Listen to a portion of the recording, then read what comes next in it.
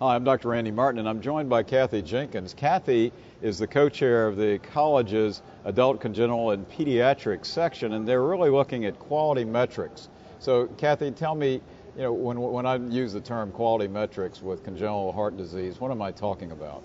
Well, what we're talking about is really creating a scorecard that pediatric and congenital heart centers can use to understand their practice and how to improve their practice. And that sounds super.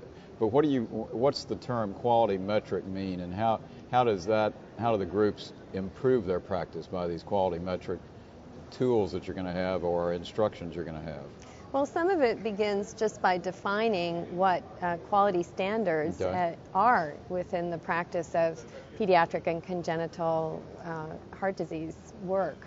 And because our field is really very new and it's been evolving very quickly, we just don't have the evidence base for a lot of what we do. And so there's a lot of variation in practice and variation in outcomes around the country. What we're trying to do through the ACPC section and this new initiative is to start to really define what these best practices are. And that's what this initiative is all about.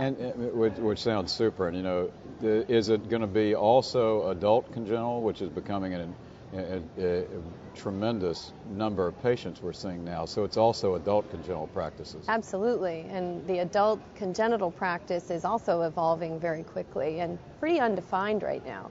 So the approach that we've taken is to really divide up the whole breadth of pediatric cardiac and adult congenital practice into different teams.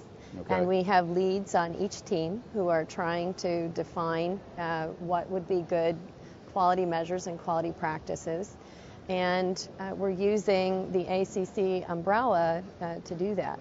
So, as an example, do you have a team that would be on transpositions, or is it that specific?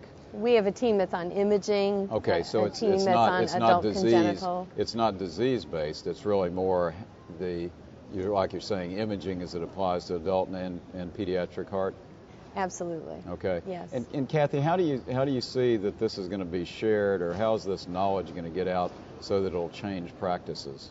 Well, we're really taking a lead on this through the ACC and through the section, and we've had a lot of support from the ACC. They've developed a beautiful web-based tool for us. Okay, good. It's like a chat room, but it also will be a place that people can go to learn about the initiatives, about the metrics, and about quality improvement more broadly. We also can take advantage of a lot of the prior work that's been done in measurement development from the adult world.